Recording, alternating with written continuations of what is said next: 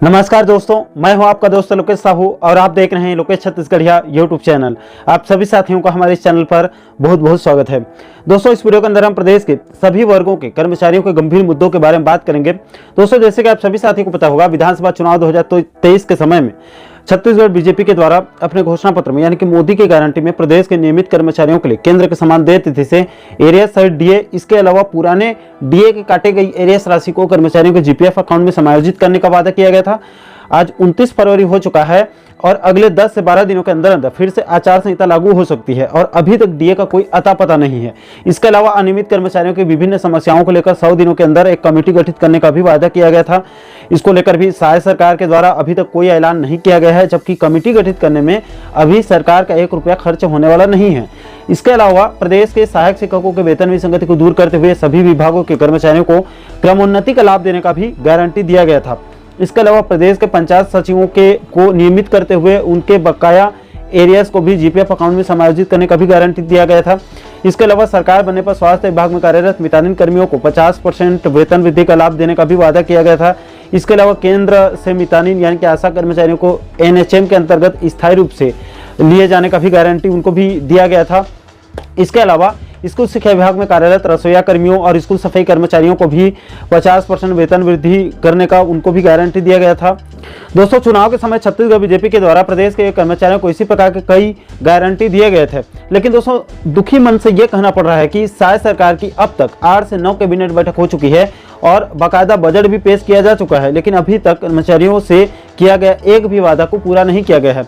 दोस्तों, वैसे तो शायद सरकार के अभी 5 साल का वक्त उसके पास जरूर है, जिसमें अभी और 4 मुख्य बजट पेश होने वाले हैं। उसमें सरकार आने वाले सालों में कई मांगों को पूरा कर सकती है, लेकिन दोस्तों अभी सबसे ज़्यादा महत्वपूर्ण 46% डीएडीआर का मुद्दा है, क्योंकि सामने में आचार संहिता खड़ी हुई है और उससे पहले कैसे भी करके शायद सरकार को कम से कम जुलाई 2023 का 4% डीएडीआर को एरिया सहित कर्मचारियों पेंशनर्स को देना अभी सख्त जरूरी है, क्योंकि बाकी मांगों को चुनाव के बाद भी पूरा किया जा सकता है, लेकिन डीएडीआर में और देरी करना मूर्खता भरा काम होगा। क्योंकि दोस्तों एक तो राज्य के कर्मचारियों पेंशनर 4% पहले ही पीछे चल रहे हैं। इसके अलावा अब खबर मिल रही है कि केंद्र सरकार मार्च में आचार संहिता लगने से पहले फिर से जनवरी का 4% डीएडीआर ऐलान कर सकती है। इससे राज्य के कर्मचारियों पेंशनर फिर से 4% पीछे चले जाएंगे और बाद में जब जून में आचार संहिता खत्म होगा, मई लास्ट में जून में, तो उस स्थिति में शायद सरकार को 8% डीएडीआर वो भी एरिया सहित व्यवस्था करना पड़ेगा, जिसमें सरकार को आर्थिक रूप से बड़ी दिक्कत हो सकती है, क्योंकि 4% आपको जुलाई 2023 से देना होगा, जिसमें सरकार को 9-10 महीने का एरिया इसमें जोड़कर देना होगा और अभी के 4% जनवरी से, यानी कि अगर इसको मार्च में भी देता है तो 3 महीने के एरियास आप इसमें जोड़ सकते हैं, इसको भी देना पड़ेगा। इससे वाकई में सरकार को बड़े स्तर में वित्त की व्यवस्था करनी पड़ेगी और अगर ये जून जुलाई तक खींच गया तो शायद सरकार को 8% डीएडीआर देने के लिए अलग से हजारों करोड़ों का कर्जा लेना पड़ सकता है। दोस्तों, इसमें जानकारों का दावा है कि अभी जो बजट पेश किया गया है उसमें कर्मचारियों के आगामी साल भर के जितने भी वेतन और भत्तों में खर्चा होगा, डीए वगैरह एचआरए वगैरह में, उसका पूरा प्रावधान यहाँ पर कर दिया गया है, लेकिन दिक्कत वही है कि सरकार की तरफ से अभी तक आदेश जारी नहीं किया जा रहा है। दोस्तों, कर्मचारियों के इन्हीं सभी मुद्दों को लेकर चुनाव के समय में छत्तीसगढ़ बीजेपी के कई कद्दावर नेताओं के द्वारा अपना वीडियो जारी करके कर्मचारियों को गारंटी दिया गया था। दोस्तों, उसी कड़ी में अभी वर्तमान के वित्त मंत्री ओपी चौधरी जी ने एक लंबा चौड़ा वीडियो जारी करके कर्मचारियों से मोदी की गारंटी के तहत कई सारे वादे और दावे किए थे। दोस्तों, वित्त मंत्री ओपी चौधरी जी का स्टेटमेंट इसलिए भी महत्वपूर्ण हो जाता है क्योंकि वो पूर्व आईएएस हैं, वो आईएएस रह चुके हैं, उनको कर्मचारियों के मुद्दों और समस्याओं के बारे में बहुत अच्छे से पता है। इसके अलावा इसमें सबसे महत्वपूर्ण बात यह भी है कि ओपी चौधरी जी अब वित्त मंत्री बन चुके हैं। किसी भी राज्य सरकार का सबसे महत्वपूर्ण विभाग और मंत्री वित्त विभाग और उसका वित्त मंत्री होता है, क्योंकि सभी विभागों के लिए बजट वित्त विभाग से ही स्वीकृत होती है। इसलिए ज्यादातर मुख्यमंत्री वित्त विभाग को अपने पास रखते हैं ताकि वो अपने हिसाब से शासन प्रशासन को बढ़िया से चला सकें। इसका सटीक एग्जाम्पल खुद रमन सिंह जी हैं और अभी जो इससे पहले मुख्यमंत्री थे, मुख्यमंत्री भूपेश बघेल जी, इन्होंने अपने पास खुद वित्त मंत्रालय को रखा था ताकि वो अपने हिसाब से जो है वो अपना जो शासन प्रशासन है उनको बढ़िया तरीके से वो लोग चला सकें। दोस्तों, इस बार वित्त विभाग की जिम्मेदारी खुद वित्त मंत्री ओपी चौधरी जी को दी गई है, इसलिए कर्मचारियों के डीएडीआर सहित अन्य मुद्दों और मांगों पर उनकी जिम्मेदारी और जवाबदेही ज्यादा बढ़ जाती है। दोस्तों, इस मुद्दे पर आप आगे खुद वित्त मंत्री ओपी चौधरी जी का चुनाव के समय की आगे एक वीडियो देख सकते हैं, जिसमें उन्होंने प्रदेश के सभी वर्गों के कर्मचारियों के लिए क्या क्या वादा और दावा किया था। जय हिंद, जय भारत, जय छत्तीसगढ़, जय जोहार। दोस्तों, भारतीय जनता पार्टी ने संकल्प पत्र जारी कर दिया है और इसके जो बिंदु है उसको मोदी की गारंटी के रूप में आदरणीय अमित शाह जी ने स्थापित किया है, उन्होंने जारी किया है। कांग्रेस भारतीय जनता पार्टी के देखा देखी बहुत सारी बातें बोल तो रही है, लेकिन आपको भी पता है कि ये बातें, इतने सारे वादे बिना डबल इंजन की सरकार के संभव ही नहीं। केंद्र के मोदी जी की सरकार का सहयोग मिलेगा छत्तीसगढ़ की सरकार को, तभी ये वादे पूरे हो सकते हैं। कांग्रेस के बस की बात नहीं है, इस बात को भी हमको समझने की जरूरत है। माताओं बहनों के लिए, युवाओं के लिए, किसानों के लिए, भूमिहीन मजदूरों के लिए इन पर जो वादे हुए हैं, जो संकल्प पत्र में मोदी की गारंटी आए हैं, उन पर तो बहुत चर्चा हो रही है, लेकिन कर्मचारी साथियों के बारे में भी भारतीय जनता पार्टी ने बहुत विस्तार से सोचा है, बहुत डिटेल सोचा है। उसके बारे में मैं आपके सामने कुछ महत्वपूर्ण बिंदुओं को रखना चाहता हूं। पहला चीज, हम प्रदेश के कर्मचारियों को केंद्र सरकार द्वारा दिए जाने वाले डीए के समान डीए देंगे। डीए जो है, महंगाई भत्ता, किसी भी कर्मचारी का मैं उसे मौलिक अधिकार मानता हूं, फंडामेंटल राइट मानता हूं।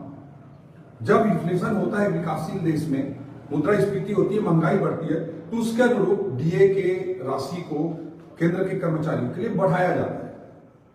इसलिए डीए केंद्र का हो या स्टेट का हो, बराबर होना चाहिए। लेकिन बड़े दुर्भाग्य की बात है कि पिछले 5 सालों में छत्तीसगढ़ के कांग्रेस की सरकार ने कर्मचारियों को डीए पे उलझा के रखा, डीए के मुद्दे पर लगातार परेशान किया और लगभग 5,000 करोड़ का घोटाला कहूं या कर्मचारियों के हक को मारने की बात कहूं, 5,000 करोड़ रुपए कर्मचारियों का डीए, एचआरए आदि के नाम पर रोका गया है। इस तरह की हरकत छत्तीसगढ़ की कांग्रेस सरकार ने किया है। बहुत लंबे इतिहास में सुनने को नहीं मिलेगा कि डीए के लिए इतना बड़ा आंदोलन हुआ हो, जैसा कि पिछले 5 सालों में छत्तीसगढ़ के कर्मचारी साथियों को कांग्रेस के खिलाफ करना पड़ा। न्यायालय तक के कर्मचारियों को डीए के मुद्दे पर हड़ताल पर जाना पड़ा, कोर्ट के कर्मचारियों को जाना पड़ा, न्यायालय के कर्मचारी साथियों को जाना पड़ा। इसके लिए कर्मचारी साथी कभी कांग्रेस को, छत्तीसगढ़ की कांग्रेस सरकार को माफ नहीं करेंगे। इस पे भारतीय जनता पार्टी के संकल्प पत्र में स्पष्ट है कि केंद्र के डीए के बराबर का डीए हम प्रदान करेंगे। ये बहुत ही बड़ा निर्णय भाजपा के संकल्प पत्र में मोदी की गारंटी के तहत आदरणीय अमित शाह जी ने घोषित किया है। क्रमोन्नति, सहायक शिक्षकों के क्रमोन्नति का दूसरा महत्वपूर्ण मैटर है, दूसरा जो है कर्मचारियों की दृष्टि से महत्वपूर्ण मैटर है, वह क्रमोन्नति का है। जो वेतन विसंगति होती है सहायक शिक्षक कर्मचारियों के लिए, उस क्रमोन्नति के फैसले को भी मोदी की गारंटी के तहत भारतीय जनता पार्टी के का जो संकल्प पत्र है उसमें सम्मिलित किया गया है। पिछले बार आप सबको याद होगा 2018 के पहले संविलियन भारतीय जनता पार्टी ने किया। शासकीय हमारे शिक्षक साथियों के शासकीकरण का फैसला, संविलियन का फैसला बहुत ही ऐतिहासिक फैसला था, जिसे दिग्विजय सिंह की सरकार ने वर्ग 3 को 800 रुपए देकर, वर्ग 2 को 1,000 रुपए देकर, वर्ग 1 को 1,200 रुपए देकर के प्रारंभ किया था। जो शिक्षाकर्मी व्यवस्था की शुरुआत की थी, एक गलत प्रणाली की शुरुआत की थी, उसको जा करके 2018 में भारतीय जनता पार्टी धीरे धीरे बढ़ाते ला करके संविलियन का निर्णय लिया और संविलियन का निर्णय भारतीय जनता पार्टी की सरकार ने लिया। उसी से शिक्षकों के नियमितीकरण का रास्ता प्रशस्त हुआ। इसमें एक जो कमी रह गई थी पिछले बार, और शायद उसकी भारतीय जनता पार्टी को और हम सबको सजा भी मिली थी कि क्रमोन्नति नहीं हो पाया था। तो उस क्रमोन्नति के निर्णय को अगर किसी ने लिया है तो इस बार संकल्प पत्र में भारतीय जनता पार्टी ने क्रमोन्नति का भी ऐलान किया है, अमित शाह जी के द्वारा घोषित इस संकल्प पत्र में। और यह मानता हूं कि वह कर्मचारियों की दृष्टि से बहुत ही बड़ा फैसला है। तीसरा मैं बिंदु रखना चाहूंगा पंचायत सचिवों के संबंध में। पंचायत सचिव साथियों का नियमितीकरण किया जाएगा और उनका बकाया अरियर पीपीएफ में जोड़ा जाएगा। यह पंचायत सचिवों की दृष्टि से बहुत ही बड़ा और ऐतिहासिक निर्णय भाजपा द्वारा जारी संकल्प पत्र में लिया गया है।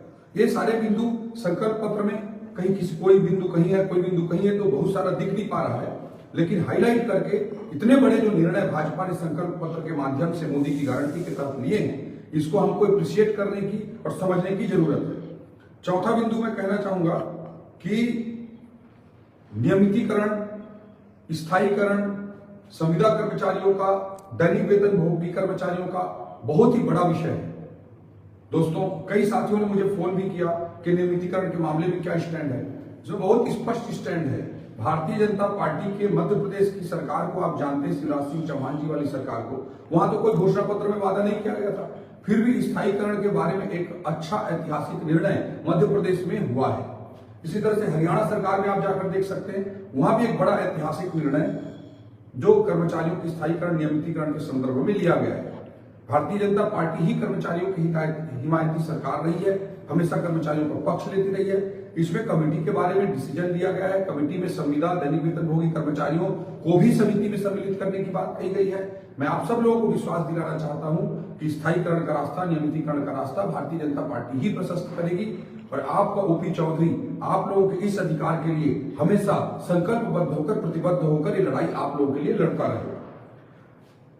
पांचवा बिंदु जो है, मितानिन कर्मचारियों के मासिक मानदेय में और 50% की वृद्धि करेंगे। ये बहुत बड़ा फैसला मितानिन दीदियों के लिए हुआ है। अभी तक मितानिन व्यवस्था की शुरुआत, आशा वर्कर की शुरुआत, उसको भी आगे बढ़ाने वाली कोई पार्टी अगर है तो भारतीय जनता पार्टी है। और मितानिन बहनों का अभी जो सैलरी है उस पर और 50% की इंक्रीमेंट करने का निर्णय संकल्प पत्र में भारतीय जनता पार्टी ने मोदी की गारंटी के तहत लिया है। छठवां बिंदु में बोलना चाहूंगा, शिक्षा विभाग में कार्यरत सफाई कर्मी, मध्याह्न भोजन वाले रसोइयों के वेतन में भी हम 50% की वृद्धि करेंगे। यह भी एक बड़ा निर्णय लिया गया है। दूसरी ओर केंद्र सरकार के मितानिन आशा कर्मचारियों को NHM नेशनल हेल्थ मिशन के अंतर्गत स्थायी किए जाने की दिशा में हम काम करेंगे। यह भी बहुत महत्वपूर्ण विषय है और कर्मचारियों की तनख्वाह, सैलरी, इन सबको भी समय पर दिया जाएगा। तो भारतीय जनता पार्टी हमेशा करती आई है। ये कुछ महत्वपूर्ण बिंदु कर्मचारियों की दृष्टि से भाजपा के संकल्प पत्र में अमित शाह जी के द्वारा जारी किए गए हैं, जो हमारे छत्तीसगढ़ के कर्मचारी साथियों के लिए बहुत महत्वपूर्ण है। संकल्प पत्र में कोई बिंदु किसी पेज पे है, कोई बिंदु किसी पेज पे है, इसलिए मैं एकीकृत करके फेसबुक लाइव कर रहा हूं ताकि आप लोगों को इन मुद्दों पर स्पष्टता हो सके। ये मैंने इसलिए फेसबुक लाइव करना जरूरी समझा। और मैं फिर से कहना चाहता हूं कि जो भी संकल्प पत्र के वादे हैं भारतीय जनता पार्टी ने जो लॉन्च किया है, उसके तहत ये, और अगर देखा देखी कांग्रेस भी प्रतिस्पर्धा करने की जो बात करती है, इसमें बहुत स्पष्ट है कि जब तक डबल इंजन की सरकार नहीं रहेगी, जब तक केंद्र की सरकार का सहयोग नहीं रहेगा, जब तक मोदी जी का सहयोग नहीं रहेगा, ये वादे कोई भी राज्य सरकार छत्तीसगढ़ की हालात में व्यवहारिक रूप से नहीं पूरा कर सकता। आप सभी को पता है। इसलिए मैं निवेदन करता हूं कि डबल इंजन की सरकार बनाइए। केंद्र में 2024 में सबको ज्ञात है कि मोदी जी के नेतृत्व में तीसरी बार हैट्रिक भारतीय जनता पार्टी की सरकार बनने जा रही है। वैसी स्थिति में अगर गलती से छत्तीसगढ़ में कांग्रेस होगी तो ये वादे कांग्रेस कदापि पूरे कर ही नहीं पाएगी। भारतीय जनता पार्टी की सरकार रहेगी तभी ये वादे पूरे हो सकते हैं, डबल इंजन की सरकार के माध्यम से, मोदी जी के सहयोग से, केंद्र सरकार के सहयोग से। इस बात को उनको जानना और समझना बेहद जरूरी है। दोस्तों, जो कांग्रेस को अगर करना ही रहता तो 1000-1500 रुपया वृद्धा पेंशन का पिछली बार वादा किया था, उसे पूरा क्यों नहीं किया? 2500 रुपया बेरोजगारी भत्ता का वादा किया था, उसको पूरा क्यों नहीं किया?